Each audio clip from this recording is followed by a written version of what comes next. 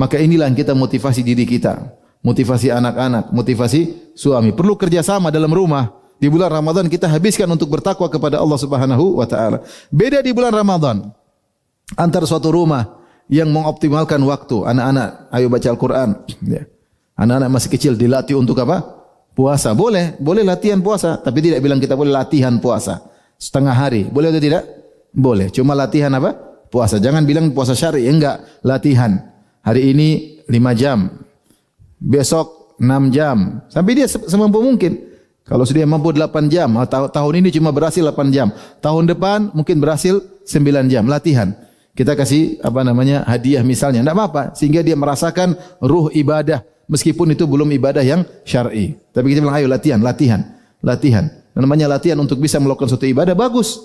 Enggak ada masalah. Tapi jangan bilang ini puasa syar'i. Ini bukan puasa syar'i. Cuma sekedar latihan buat kamu supaya nanti ketika kau dewasa, kau sudah mampu untuk apa? Berpuasa. Anak-anak alhamdulillah, mereka sebelum dewasa mereka sudah mampu untuk puasa seharian penuh, dan itu dilakukan oleh sahabat.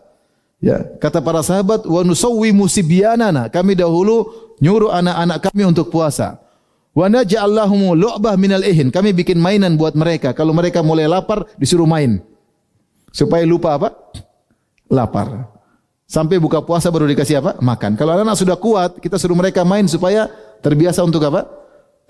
Puasa. Enggak ada masalah. Jadi kita biarkan anak-anak untuk memiliki semangat puasa. Kemarin Abdul Razak, anak saya sama sepupunya, Icon ya.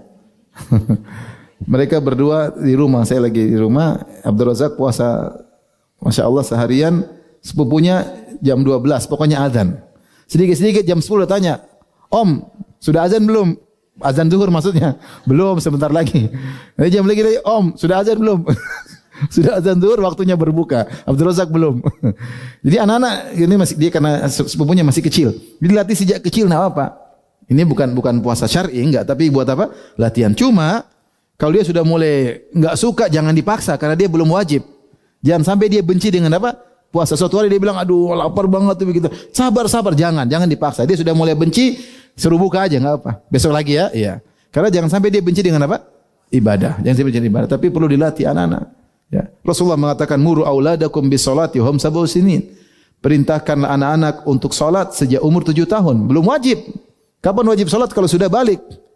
Wadribuhum wa ma'syur sinin. Kalau 7 tahun mereka disuruh salat masih malas biarin, tapi sudah mulai disuruh. 10 tahun kalau suruh salat enggak mau, mulai kasih hukuman supaya mereka terbiasa dalam ketaatan. Maka di antara target kita di bulan Ramadan anak-anak kita targetkan untuk bisa bertakwa kepada Allah di bulan Ramadan. Dan kalau anak-anak bertakwa, kita juga dapat pahala, ibu-ibu dapat pahala. Bapak-bapak juga dapat apa? Pahala. Karena yang menyuruh mereka, motivasi mereka adalah kita. Makanya saya sering sampaikan bahwasanya aset terbesar bagi kita orang tua adalah anak-anak. Aset terbesar kita adalah anak-anak. Anak-anak kalau soleh dan soleha, kita bahagia di dunia. Dan kalau mereka soleh dan soleha, kita bahagia di akhirat. Kalau anak-anak soleh gara-gara sebab kita, semua amal soleh yang dia lakukan ngalir juga sama kita. Dan itu di antara orang cerdas berusaha punya anak soleh. Dia usahakan, dia berusaha keras, dia keluarkan uang, keluarkan biaya untuk mendidik anak jadi anak soleh. Kapan anaknya jadi anak soleh? Kemudian dia beribadah selama 50 tahun, 60 tahun, semua pahala yang ngalir sama kita, orang tua. Kenapa? Karena kita yang menyebabkan mereka jadi soleh dan solehah. Rasulullah bersabda, "Man dalla ala khairin falahu mislu ajri fa'ili." Siapa yang menunjukkan kepada kebaikan, bagi dia pahala orang yang mengamalkannya. Bayangkan kalau kita punya anak misalnya 4, semua soleh. Kita sudah meninggal, mereka masih hidup 40 tahun lagi, 50 tahun. Kita meninggal, pahala jalan terus dari 4 orang anak.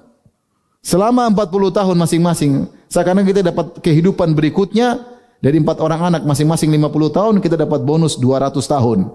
Kita sudah meninggal dunia. Maka berusaha didik anak-anak perlu perjuangan. Nah, bulan Ramadan ini adalah sarana paling baik untuk mendidik anak-anak. Target baca Quran. Ayo baca Quran, khatam berapa kali. Kita bisa target, tidak mesti baca Quran, ini target baca buku sirah. Khatam buku sirah ya. Nanti kalau Abi tanya isinya apa, boleh. Nah, baca buku agama bermanfaat. Bulan Ramadan dia baca buku yang ringan-ringan, dia baca, kita tanya apa isinya. Jadi mereka memanfaatkan waktu di bulan Ramadan. Beda dengan rumah satunya. Di bulan Ramadan iktikaf depan TV, iktikaf depan TV. Nonton film. Sinetron apa ini? Sinetron Ramadan. Ramadan. Seri 1, seri 2, seri 3, seri 4. Sampai seri 30 pas penutupan. Habis waktu. Kita beda, rumah yang satunya isi dengan waktu. Bukan berarti kita enggak ada waktunya kita makan, waktunya kita ke restoran tetap, tapi ada program yang kita untuk mendidik anak-anak di bulan sebetulnya kasih hadiah, enggak ada masalah. Anak-anak kita ajak ke masjid, ayo. Masih kecil, apalagi udah besar, kasih semangat mereka. Istri juga demikian, istri kasih semangat, suami kasih semangat untuk baca Quran. Sayang, sudah berapa? Sudah berapa kali khatam? Sudah juz berapa? Enggak usah tahu, Bi, ikhlas, enggak boleh tahu. Kasih tahu semangat, kasih semangat. Semangat. Rasulullah SAW perhatian sama istri-istrinya ketika di bulan Ramadan. Bahkan ketika sedang puncak-puncak sibuk beribadah, hari-hari iktikaf, tetap dia bangunkan istri-istrinya. Apa kata Aisyah radhiyallahu anha?